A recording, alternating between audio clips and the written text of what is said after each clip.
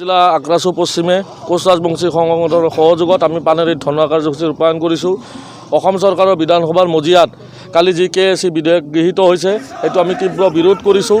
কাৰণ তিনিখন জিলাক লৈ তেওঁলোকে কোচ ৰাজবংশীক লৈ বিভাজন আৰু বিশ্বাসঘাতক কৰিছে। সেইটো আমি কেতিয়াও মানি নলওঁ যে সমগ্ৰ অসমৰ শদিয়াৰ পৰা ধুবুৰীলৈ যি কোচ ৰাজবংশী জনগোষ্ঠীৰ জনজাতিকৰণ লগতে ঐতিহাসিক যি পৃথক কমতাপুৰ ৰাজ্য পুনৰ গঠনৰ কাৰণে আমি আন্দোলন কৰিছিলোঁ। আমি দিল্লীত ত্ৰিপাক্ষিক বৈঠক কৰিছোঁ। যোৱা সপ্তাহতো অসম চৰকাৰৰ লগত আমাৰ বৈঠক হৈছিল। তেওঁলোকে ৰাতিটোৰ ভিতৰতে আমাক বিভাজন কৰি বিশ্বাসঘাতক কৰি কোচ ৰাজবংশী জনগোষ্ঠীক থান বান কৰিবৰ কাৰণে তেওঁলোকে KSC গঠন কৰিছে। আমি এইটো কেতিয়াও মানি নলওঁ। আমি KSCৰ কথা ইয়াতে KSC দিয়ে ASC দিয়ে যি দিয়ে দিব।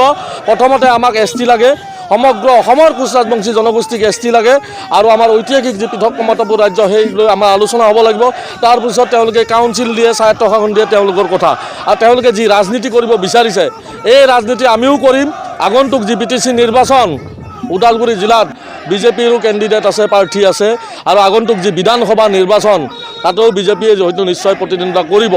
গতিকে কোচ ৰাজবংশী জনগোষ্ঠী আৰু আগ্ৰাসু আৰু সমূহ কোচ ৰাজবংশী সংগঠনক তেওঁলোকে যিহেতু জোকাই লৈছে, ভাবিছে যে কোচ ৰাজবংশী জনগোষ্ঠীৰ একো নাই, এই বস্তুটো আমি আগন্তুক বিধানসভা BTC নিৰ্বাচন আৰু বিধানসভা নিৰ্বাচনত তেওঁলোকক উচিত শিক্ষা দিম যে কোচ ৰাজবংশীক বিভাজন আৰু বিশ্বাসঘাতক কৰাৰ ফল প্ৰথমতে আমাক জনজাতিকৰণ লাগে। এই মঞ্চৰ পৰাই আমি সৰ্বানন্দ সোণোৱাল ডাঙৰীয়া, হিমন্ত বিশ্ব শৰ্মা ডাঙৰীয়া, চন্দন বৰ্মা ডাঙৰীয়া আৰু অতুল বৰা ডাঙৰীয়াক আমি কৈছোঁ আমাক প্ৰথমতে সমগ্ৰ অসমৰ কোচ ৰাজবংশী জনগোষ্ঠীক জনজাতিকৰণ কৰক। তাৰপিছত তেওঁলোকে ডেভেলপমেণ্ট কৰে, উন্নয়ন কৰে, যি কৰে কৰিব। নহ'লে কিন্তু এইবাৰ আমাৰ শেষ হুংকাৰ ওদালগুৰিৰ এই মঞ্চৰ পৰাই কিন্তু সমগ্ৰ অসমত KSCৰ বাহিৰত যিকেইখন জিলা আছে সমগ্ৰ অসমত কিন্তু জ্বলিব, এক বিস্ফোৰণ হ'ব।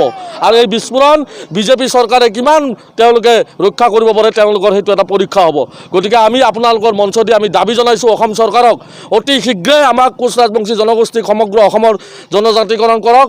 আৰু আমাৰ কমতাপুৰ ৰাজ্যলৈ যি এটা আলোচনা আছিল, তেওঁলোকে ত্ৰিপাক্ষিক বৈঠকৰ কথা কৈছিল দিল্লীত, সেই আলোচনা তেওঁলোকে অনুষ্ঠিত কৰক ছেপ্টেম্বৰ মাহৰ ভিতৰতে।